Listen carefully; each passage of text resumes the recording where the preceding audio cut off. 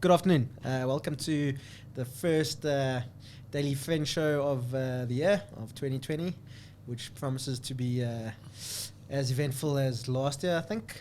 We've already got off to a bit of a shaky start with Eskom stage 2 load shedding already this week. So this is before everybody's gone back to work and before the factories open. So things are going to be interesting this year, I think. It's a good thing you sound so excited about the show, Marius. Yeah, exactly. Setting the tone early.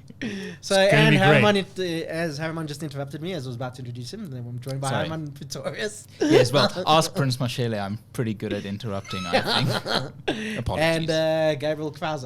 Greetings. Yeah, so we've got a couple of things to talk about today. Probably the biggest news in South Africa, apart from Eskom, I think, is the ANC celebrating its 108th birthday in Kimberley this week.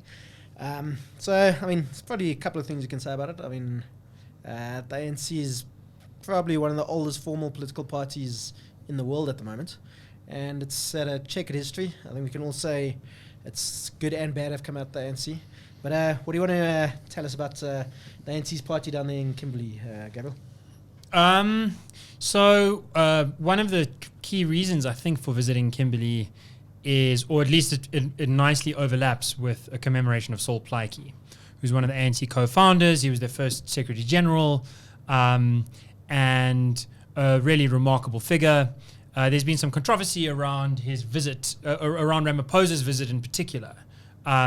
He was scheduled to go and visit Plaatjie's grave in Kimberley. There's quite a monument there, and the family... He was from Kimberley, right? Yeah. Well, so he was born in... further south, I think. Brantford. In the Free State? Yeah. Well, Tswana... He was born at Tswana. And Bechuanaland had sort of been... I'm not perfectly clear. I think it's Brantford. You're going to look it up for us. Yes. Boshoff. There we go. So, right. I went through Boshoff on the way back from Kilini. So Saul Plaatjie's grave is there. Ramaphosa's going to go and visit the grave in Kimberley.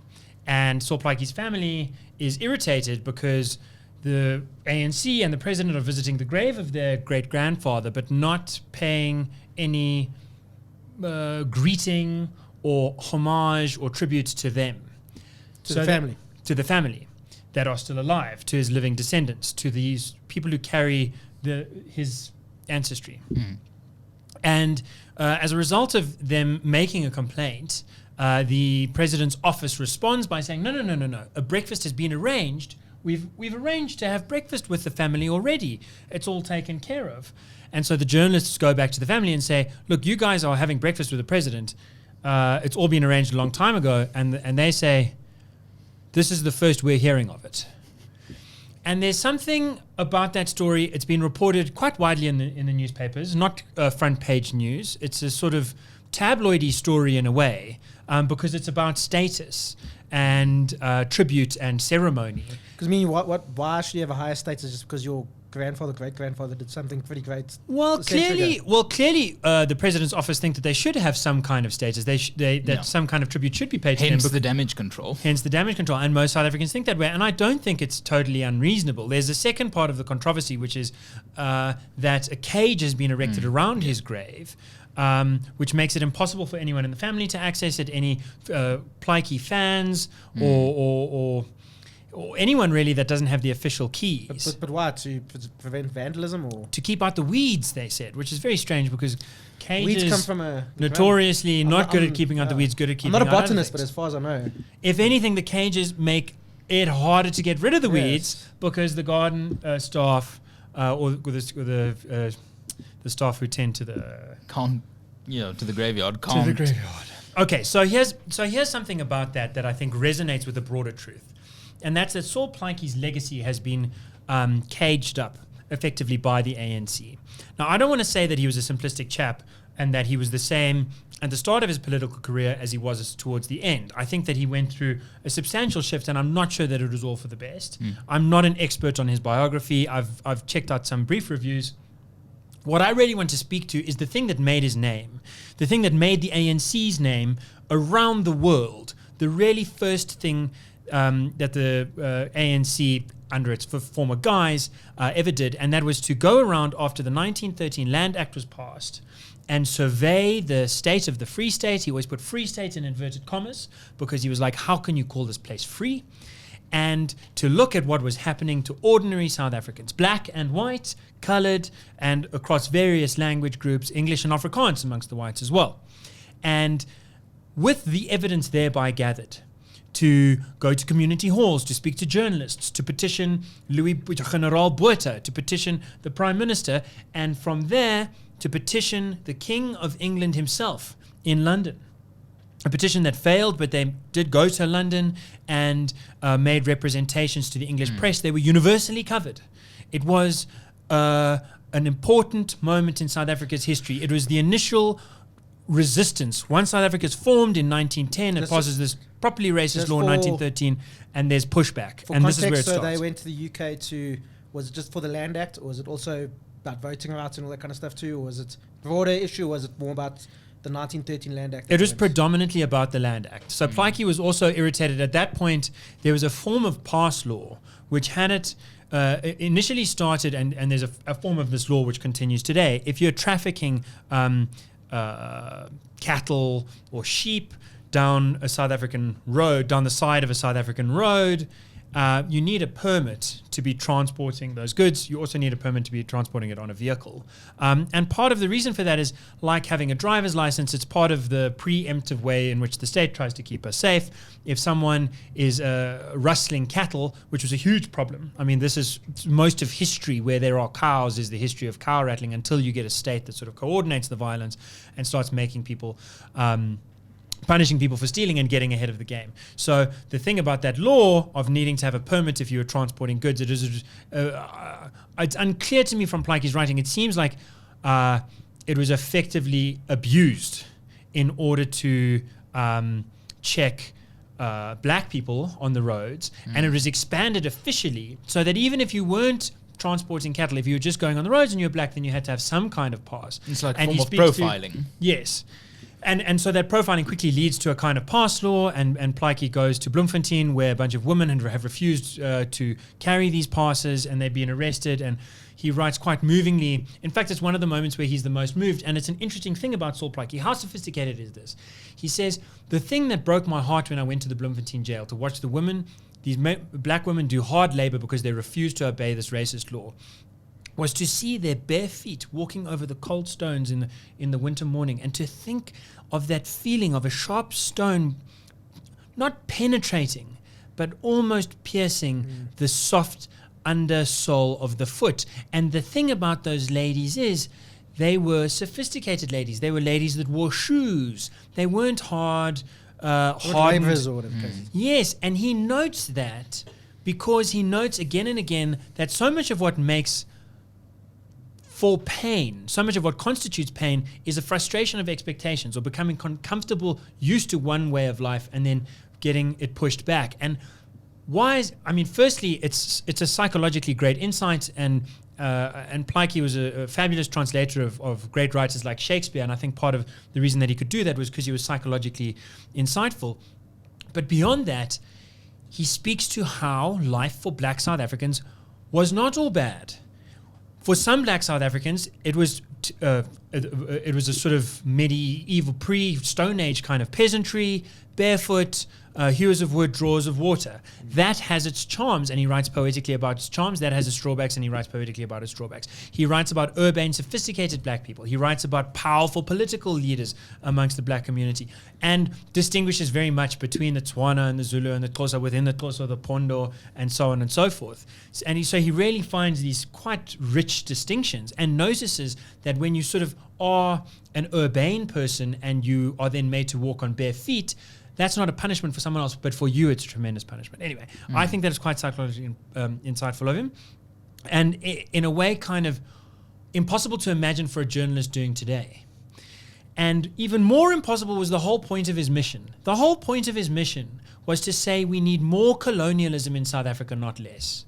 You've had a war, the English won the war, and in order to slake the thirst for Afrikaner conciliation, or revenge, really, after the concentration camps, which before Emily Hobhouse were really killing 7 in 10 Afrikaner women and children. The Boer community had real casus belli. If anyone's had a right to go and be a terrorist, you might say that they had some kind of some kind of cause to resist. We still saw that. I mean, 1914, Europe before Viennese rebellion. Exactly. That was only 12 years after the end of the war. And I mean, and Herzog's resignation exactly. in 1939 over the war. Yeah. And the First World War, similarly that's why divisive. Peru had Exactly. Yes. Peru. So it lasts, and it in some ways it continues to last pretty much to the end of the apartheid.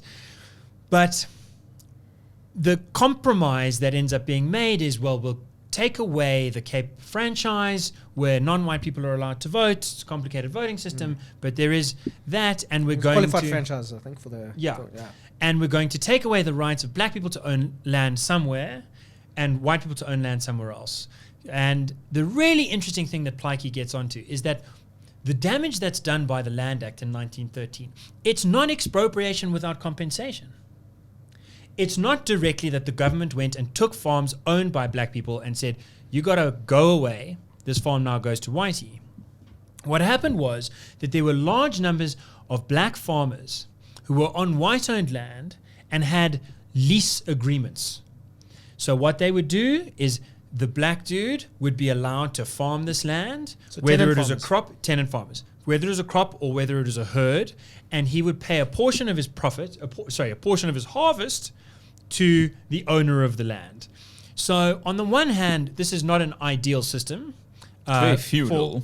It's well, I mean, if you look at the history of feudalism, though, it's the margins are so great that it can come out on one end looking a lot like a modern capitalist world where the Institute of Race Relations has been working and paying rent to be in this building since we've been in this building. Fair enough. And it is totally normal if you go up and down Santon Drive, Fredman Drive, West Avenue, where all of the biggest construction has happened.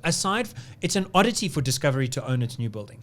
Most big businesses operate out of rented space. You've got some guy dealing with the real estate and you've got some guy dealing with the expertise of being a law firm or being a consulting practice or whatever it is. So the model is congruent with that. It's also congruent with the sort of Russian-style feudal system in pre-1864, where literally if you're on that land, you're not allowed to leave that land. And if the person who owns the land feels like it, he can have sex with your children or your wife or beat you to death if you're a man, and so on and so forth. So there is a vast range. The idea was that as British subjects, all black and white people were protected by the kinds of ideas of habeas corpus and the procedure of the law that one must follow in order to be subject to any kind of punishment. So that kind of thing was away. And Plaatjie's point is that a lot of the tennis farmers were doing really well. A lot of the tennis farmers resembled far more what goes on in Santon than what was going on in Russia briefly before. And that was the crisis. They were no longer allowed. They were doing so well that they were getting richer than white dudes. Because private property, them being allowed to own their own businesses, renting the land, but own their own cattle, own their own seed, own their sort of have the right to decide we're changing from sorghum to mealies this year, or over there we're going to do pampun instead of spinach. Having the right sort of over the business decisions, over the corporation, meant that a lot of people were doing quite well. And that was disturbing, particularly in the Free State. And that's what was being undone. And the solution was you can stay and sell your business to the white guy who owns the land, and then he will employ you. Or you can bugger off. And if you bugger off, how are you going to feed your crops along the way? And Plaatjie starts it with a quote from the Bible where Jesus says, if you're going to, I paraphrase here, and forgive me if you know the Bible well, if you're going to be driven out by Caesar, pray that he does it not in winter.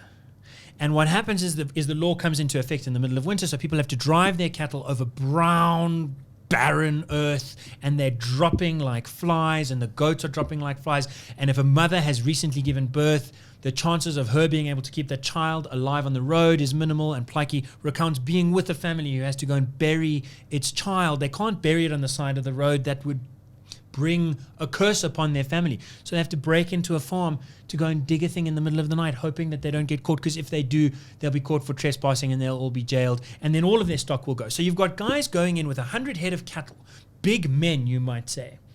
Really sort of, today they'd be sending their kids to Hilton, you know, relative to the, and they have to drive their cattle away. Do they come away with nothing? No. But they come away with a couple of bullocks and a few heifers. So this is the deprivation that Plaatjie sees. It's expropriation in a slightly unobvious way. What it's really saying is we're changing the business conditions so that you can't be entrepreneurs, you must be employees, and if you don't want to do that, if you want to remain entrepreneurs, then we're going to take a very large slice of your asset and we're going to wither it away. And I noticed, when I started reading this, I noticed this profound rhyme across time with what's going on with the ANC's plan today. The overt plan, the first idea brought forward by the EFF really is we take all of the land. Okay, that's not going to work. That sounds too bad. How do we make it slightly better? How do we make it sound as if there's a compromise? Instead, we take from you the right to run your own business. And what we'd really like for you to do, what has been repeated over and again by the Department of Rural Development and Land Reform, what appears up and down the line in the President's Ad Hoc Committee special report, is that we want white farmers to do skills development and management rather than continue to own the farm. We want white dudes to say boss to black guys, not to be entrepreneurs, to be employees of the state preferably, and to help change the system in that way. Basically, the same idea appears where the government is insecure about people being entrepreneurs if they don't have what Saul Plaatjie calls the regulation hue.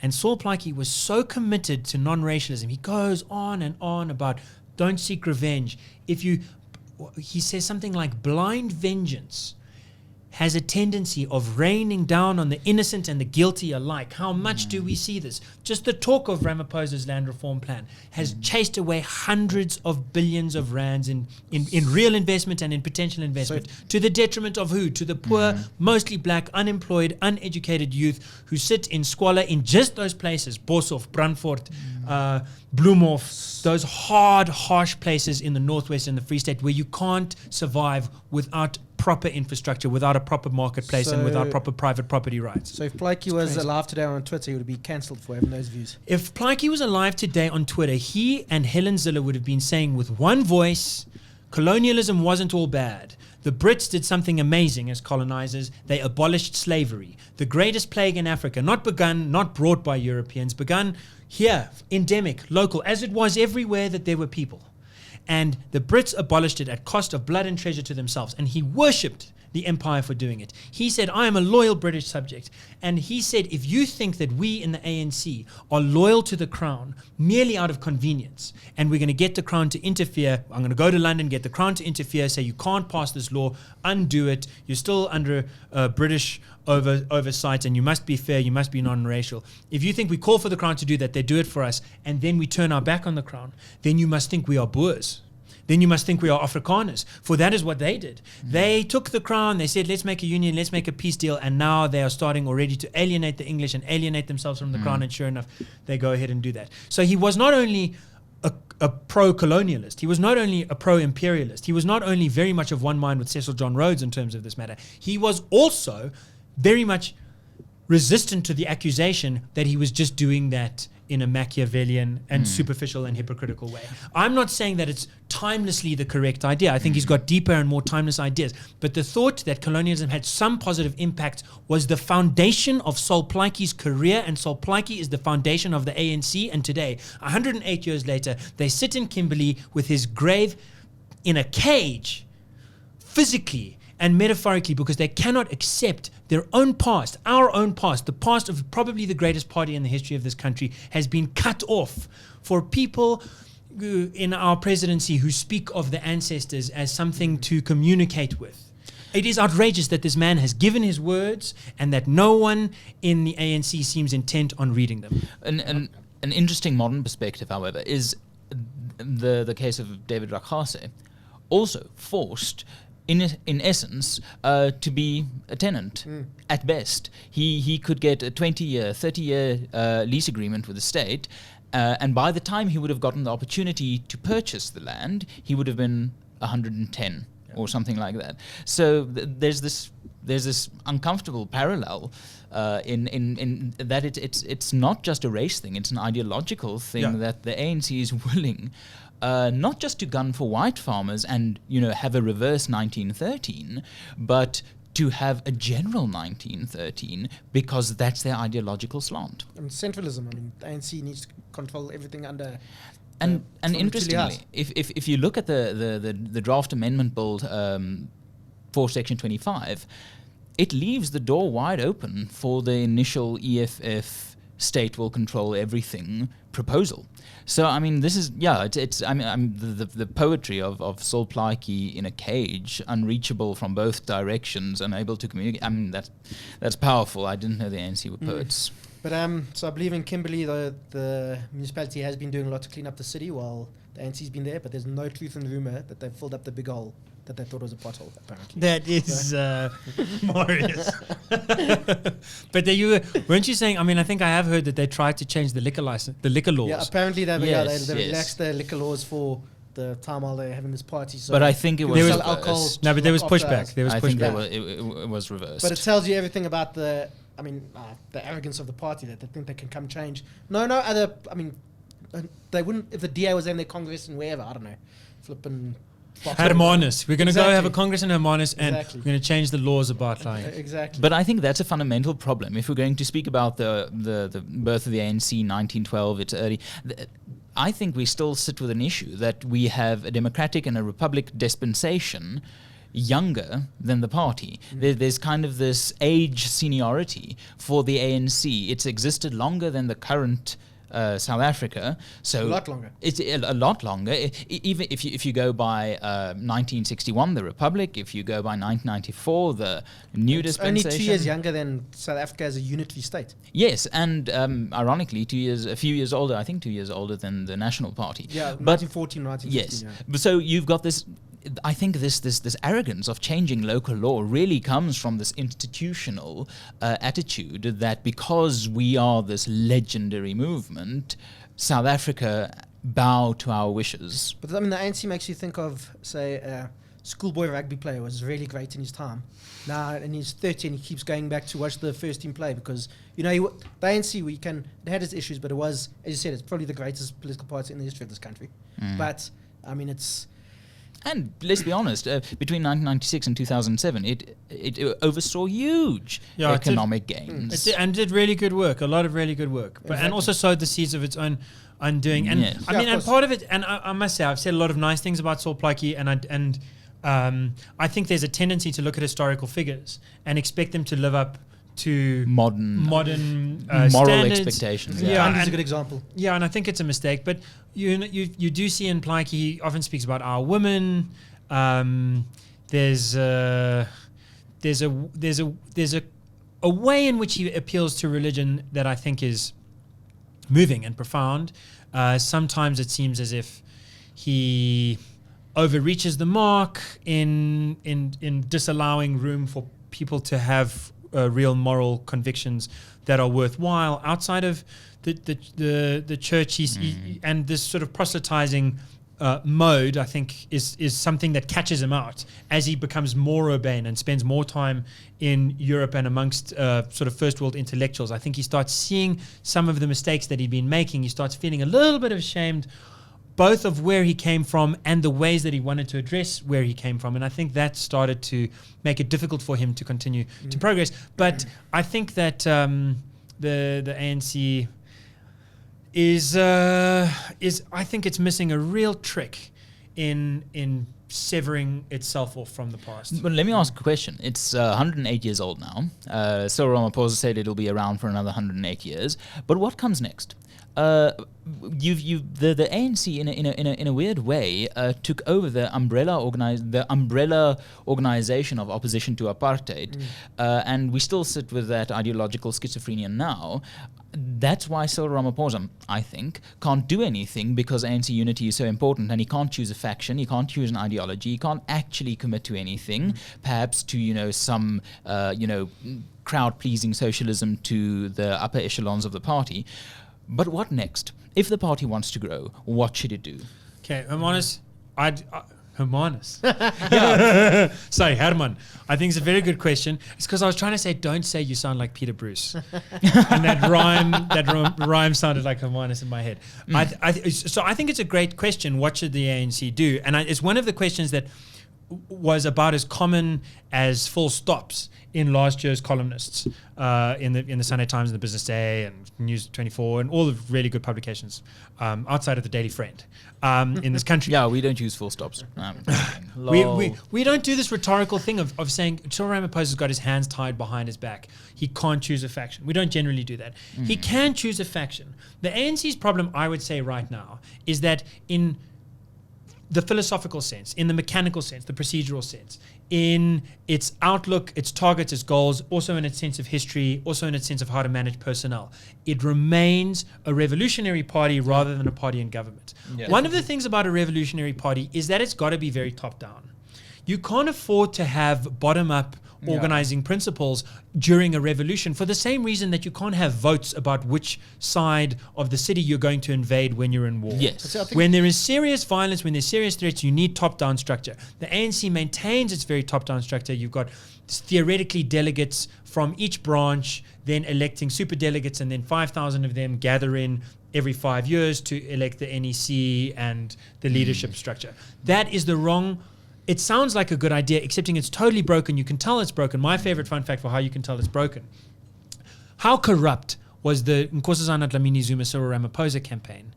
It was so corrupt that 2 EFF MPs were fired from the EFF for taking bribes in regard to that campaign.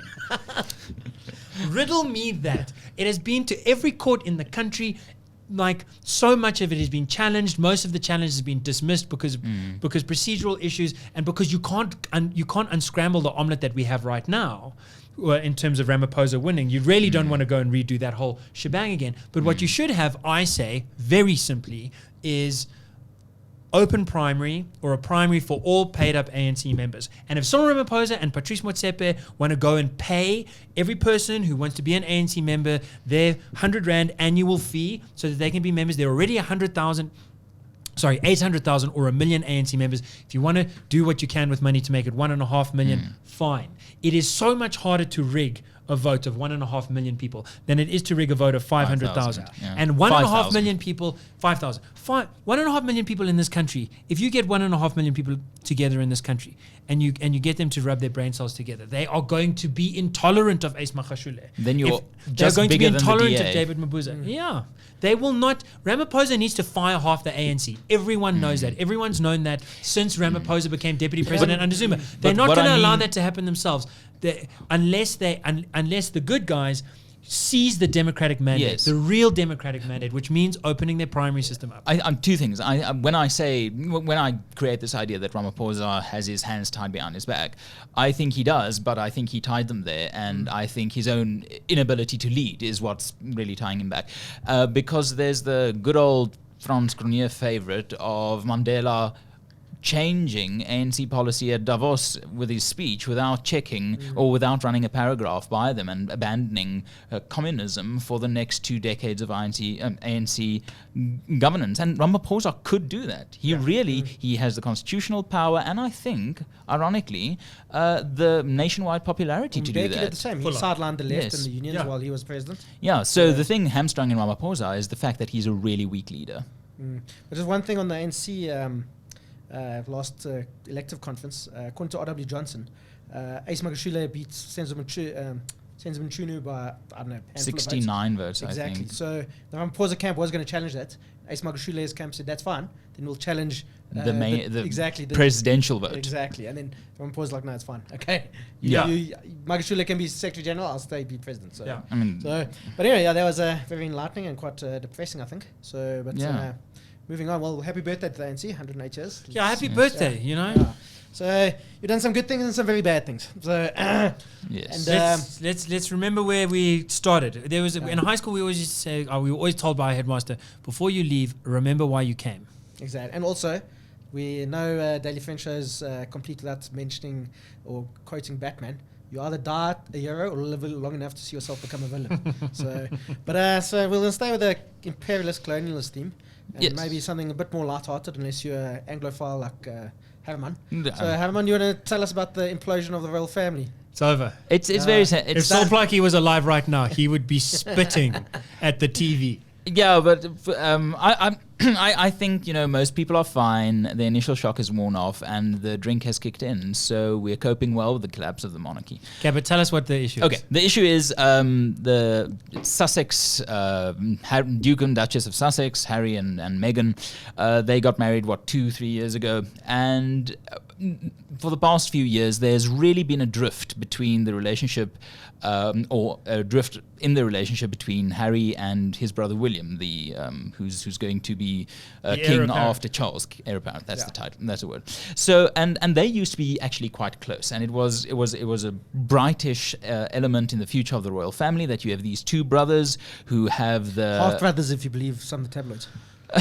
I don't actually. He looks a lot like actually some of the Charlesian family members, but so it was supposed to be they have the popular appeal of Diana. And the constitutional sense of duty of their grandmother. And they were kind of set up to be the new generation for the royals, and it all started very well with the Kate and William wedding, and then along came Meghan Markle, and it looked very promising, this glamorous young American woman who could bring the monarchy's image. White as well.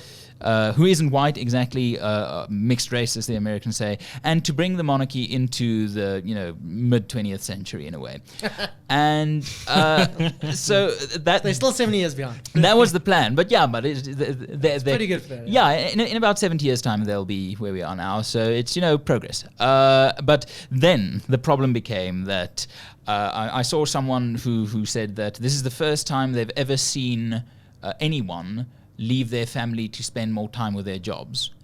What happened here is, without notifying Buckingham Palace, Meghan Markle and Prince Harry published this announcement that they would from now on no longer be quote-unquote senior members of the royal family. They will do their own thing and they will start spending more time in America. So they basically quit the family firm, which is the royal family. Do they get less money?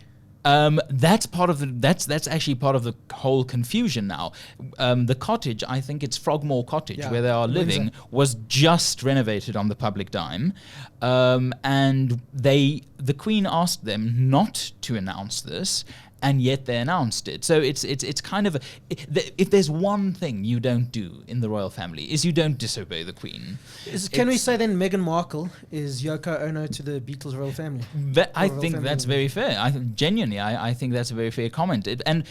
It's different than Wallace Simpson and that whole thing in 36, because in that case, I'm going to give some context for people who aren't Anglophiles. Oh, yeah. In 1936, Hitler was stomping around Berlin, and Chamberlain was visiting him and saying what a fabulous dude he was. And I'm not sure this is linked to Wallace Simpson and King Edward. I'm just saying that's relevant. Yes, in that time, while those things were happening, and there was a stuttering younger brother and soon to be king older brother, and then he becomes king, and then he goes and marries an American. He wanted to marry a divorcee. Fast divorce. Yeah. Yes, and he, as head of the Church of England, as Queen Elizabeth still is, the church wouldn't allow him to marry if he remained head of the church. And the reason that the World War II thing mattered is that Europe was going through so many ructions, and despite the fact that people were saying Hitler's a great peacemaker, one of the reasons they were saying Hitler's a great peacemaker is because making speeches about peace, because everyone else was making speeches about how ready we are for war, including Hitler 5 minutes before he made the speech about peace. So they felt like we need to keep our traditions really prim and proper. We really need to be quite tight. Yeah. This is not the change. This is not the time for us to be making any kinds of modernist changes that will wear the fabric of our society just when it needs to be most robust. And that led to the abdication of George the Edward the Eighth. Edward the Seventh, I think. Seventh, eighth, yeah. Edward the Edward the Eighth. Is it Edward the Eighth? Yes, sure. Edward the Seventh was King Edward the Seventh. is the school Keps and Kes that I went to. Keps is named after King Edward VII. King Edward VIII is the one who abdicates. So he abdicated, and it's different. This is different from then, in the sense that back then the. Can I just say one more thing about the Nazis? So it's really great that he abdicated because he was pretty tight with some Nazis. In fact, and if he had stayed in power, if that Yoko Ono hadn't divorcee, glamorous person come and married him out of the royal family, she might have done one of the world's greatest favors by giving the royal family the best chance to back Churchill in his very forthright resistance in an alternate against. timeline where the Nazis won the war, Edward VIII would probably been the Quisling king. They would have yes, no, they were definite plans to install him as the peacemaker. King, the king compromise after the candidate, peace. the guy that everyone likes. And of course, Wallace Simpson, according to rumor, had an affair with Joachim von Ribbentrop, who was the state president was foreign minister of Nazi Germany. Where was he? I'm thinking of Hindenburg. Yes, von Ribbentrop was a few things, and he also did a pact with Molotov. So, in general, that royal scandal is different from now for a few reasons. Firstly, no Hitler. No Hitler. Good. You got Trump though. No, joking. But the national identity of the United Kingdom is much weaker than it was then. Then the concept of the king was a symbol that could unite a country, and a lot of effort was made to get King George to be that symbol. And going into war, circumstances were just right for a national identity to go through this wobble and survive intact on the other side. A war usually unifies, and the uncertainty made the public willing to accept new king because it was still the king, and it was the continuation of a line of 1,000 years. This time it is different in the sense that you have a weakening of the royal family's influence as a constitutional symbol of the national identity of the United Kingdom. And it is telling that the Queen was ignored in this sense. It's a weakening of her power over the firm and an emergence of Prince Charles to perhaps actually start taking power, as we saw happening with the Prince Andrew scandal. So the last year was an awful year for the royal family, and this year doesn't start very well. And now you have this whole toxic thing about a question that I asked before we started recording is a fair question to ask, and perhaps one I can put to you guys. What's the point of a monarchy in the 21st century if it isn't to be a form of celebrity as Meghan Markle and Harry want to be? Because there's a lot of people are upset, and I kind of sympathize with them that this is the breaking up of the royal family. And the traditionalist appreciator of history in me thinks that, leave historical things intact, and if they are living, breathing historical symbols, just leave them be. Then nice. I do think it would be different if it was William doing this. I mean, Harry is now 16 line to the throne. He's probably, his kids are going to be, it's going to start separating from the main line of the royal family. So I mean, obviously, if William had done this, I think it would be a much bigger crisis for the family. Yes, definitely. I think that's fun. They don't get a new king. It doesn't really change the line of succession. But I think it much more than 36. It begs the question: what's the point of this family? I'm not sure. I think that to the broader question of what is the point of a royal family, my favorite royal family in a way is the Dutch king and queen. His parents abdicated quite recently, maybe 6 years ago now or so, and they were still quite young, very compos mentis. 60s or something. And so you've got this new couple that come in to be the king and queen, and they're in their 30s or 40s. And they're quite a good-looking couple. They're quite sporty looking. They're quite fit. And their coronation ceremony, essentially, is an Armin van Buuren concert somewhere on a Platz in Amsterdam or something, where everyone's smoking a pancake. They're all high on they are MDMA so high, dude. You can see in the camera their eyeballs, like no one has basically irises. Tomorrowland. And it's Tomorrowland or that other party in Benoni. What's it called? H2O. With the watercress. And they all have these crowns that are made out of that very synthetic, airy material that's got a lot of bubbles in it that go very high up above their heads. This is all the people in the crowd have these orange crowns, and they're jumping up and down to Are you sure? Isn't this a fever dream that you've once had dude, or something? YouTube Dutch royal Coronation, Armin van Buuren, and you will see it. And they come out and they make a speech. I mean, he turns the music down for a second. It's part of the reason that I read about that was that I am a great fan of electric dance music, and part of the reason that I read about it was that You have to take those special biscuits that make you enjoy it. not prepared to talk about that right now. But another reason that I'm a fan of that, I really do like those special biscuits, is that I was quite a serious student of theatre and of performance studies, and apparently what the royal family had done is hired a performance studies sort of quite high arts professor, scholar, to help them think about the fact that everything in life is performance.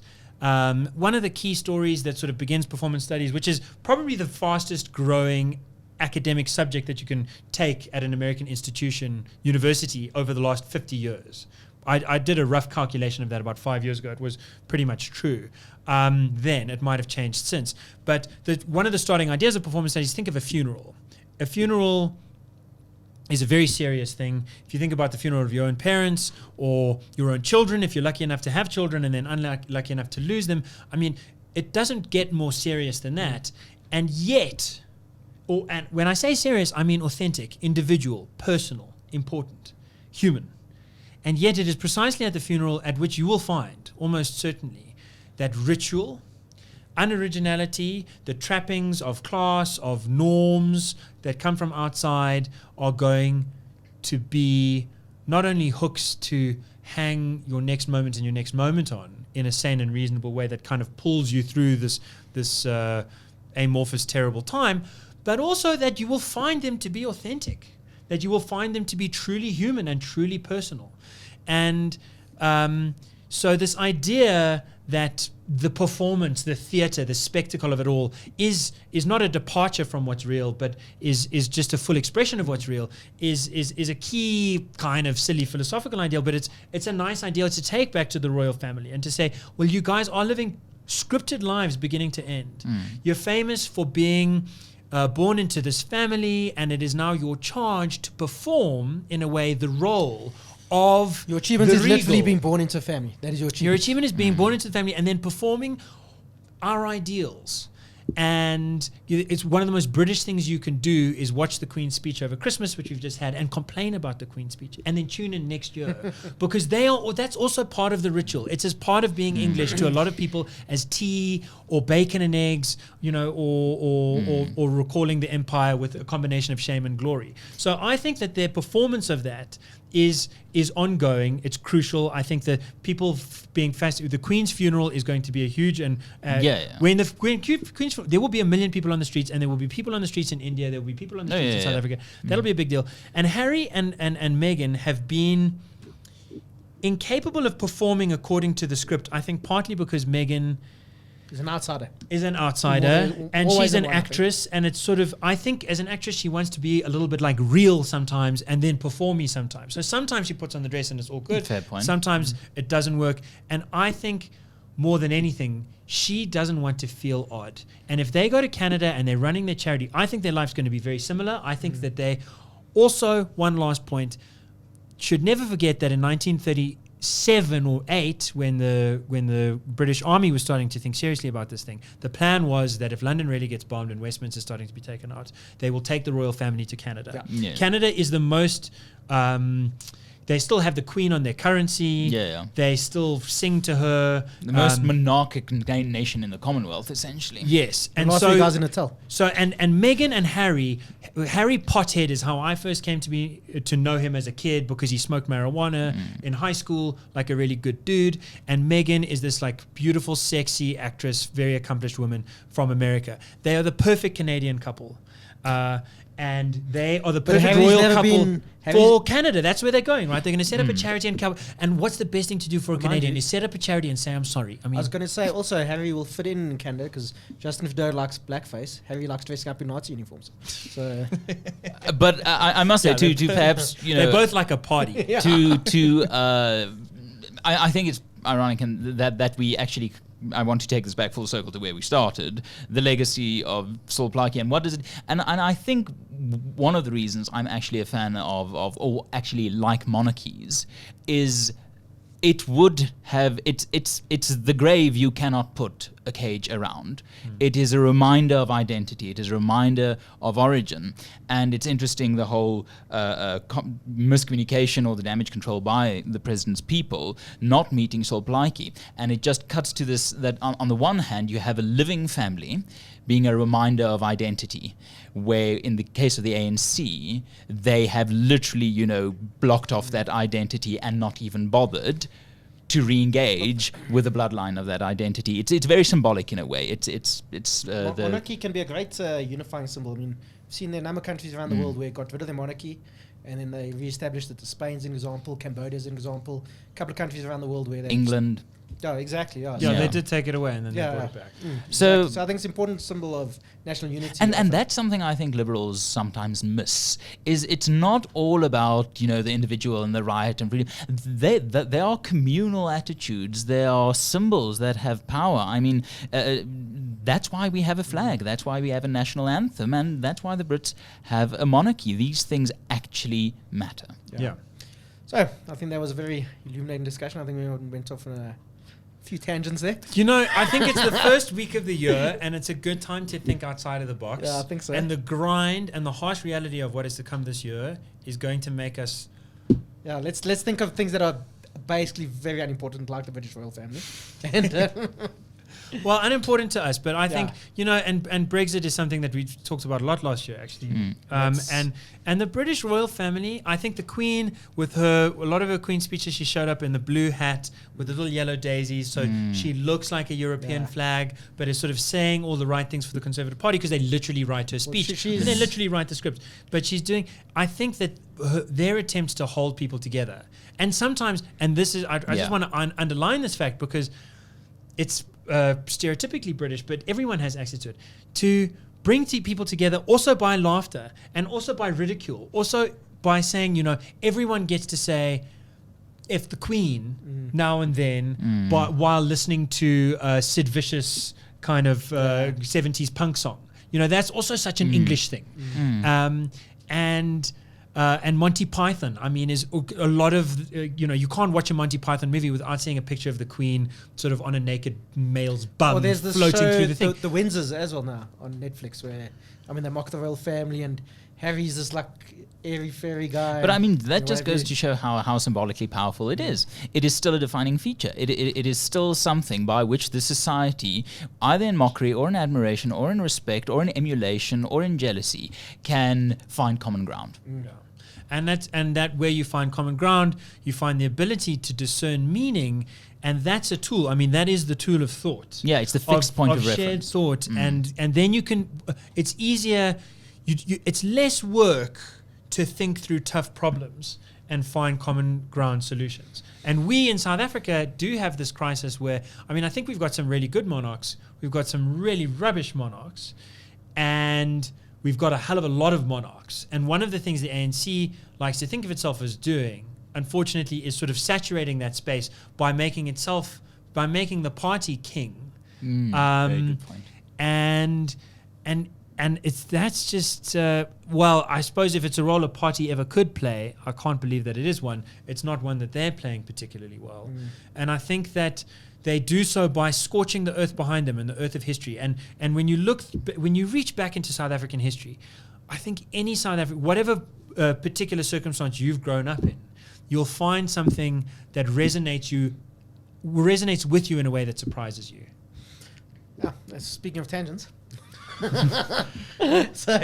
thanks to everybody. Liberals for monarchy. Thanks to everybody who watched and listened.